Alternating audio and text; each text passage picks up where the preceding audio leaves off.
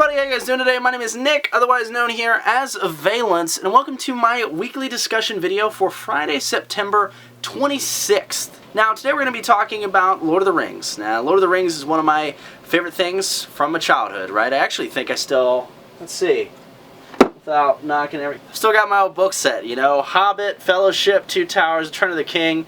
They're a little beat up, I gotta admit, but, you know, that's still my original set, so anyway, I'll go ahead and throw that back in there. No, but I love Lord of the Rings. It's one of those novel series that got me into reading when I was a lot younger and got me into the fantasy world of reading, right? So I went into books like Aragon, I did Lord of the Rings, I did Harry Potter and things of that nature, and it was a really, really cool tale to dig into.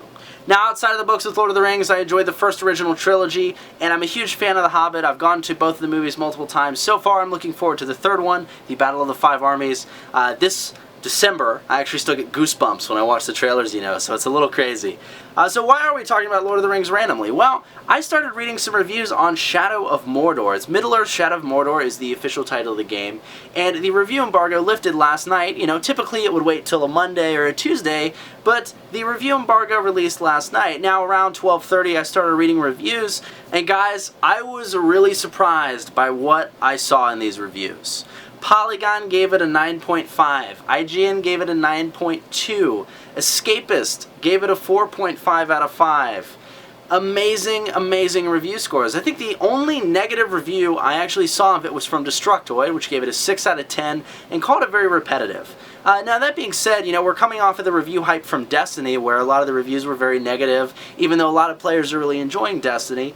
And I think it's interesting to see that sudden jump, and maybe that's why I'm so into the Shadow of Mordor thing, but I actually wasn't planning on picking up the game originally. I haven't played a Lord of the Rings game for quite some time. I think the last time I did play one was War in the North with a couple buddies last year. I think I did one quick video on it here on my YouTube channel. Shadow of Mordor was on my list. I wanted to check it out, especially because it's an open world type game, but especially after these reviews, I am determined to check it out, and I'm able to thanks to 2 live stream donations. So I want to go ahead and give a shout out to those people. Call me Joe in Winchester. Because of your donations, I will be able to afford Shadow of Mordor, and I will be streaming it over here on my Twitch page, which I always link in the description below this video, guys. So starting next week, feel free to drop by for some streams, and I'll also be doing a couple YouTube videos on it here for you guys starting next Tuesday, so I'm really excited to be doing that. So, what interests me with Shadows of Mordor? I think, you know, that's something that I'm a little bit surprised by, because it's really not the story. I mean, the story is there, it exists. I'm not going to talk about it for sake of spoilers, because there's a couple things that have been leaked already,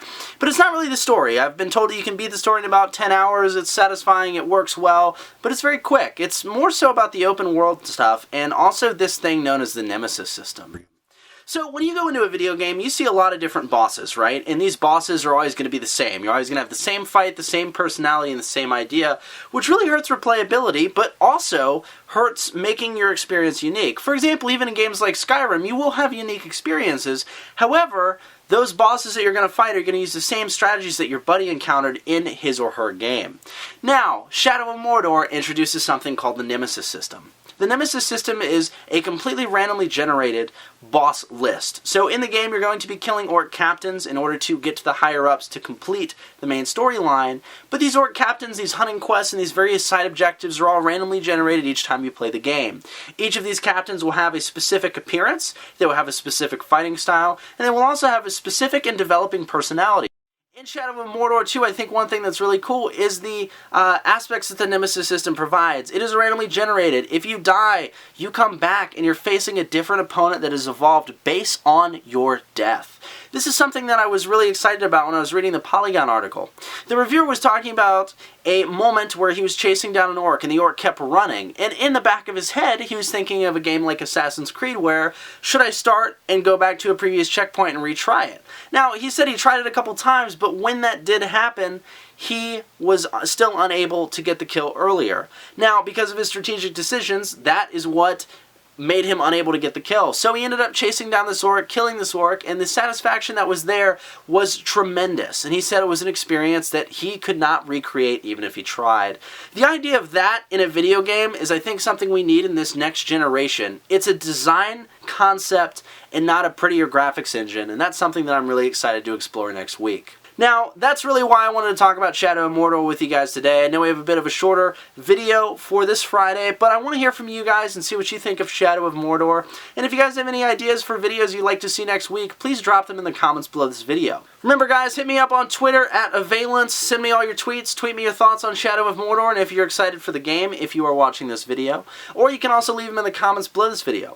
Feel free to leave a like, and if you haven't already, subscribe to this channel for weekly videos like this one, talking about what's been on my mind this week, as well as gaming commentary and free roam videos from games like Shadow of Mordor. My name is Nick, otherwise known here as Avialence. I hope you guys enjoyed today's video, and I'm looking forward to talking to you guys in Middle-earth starting next Tuesday. Thanks for watching.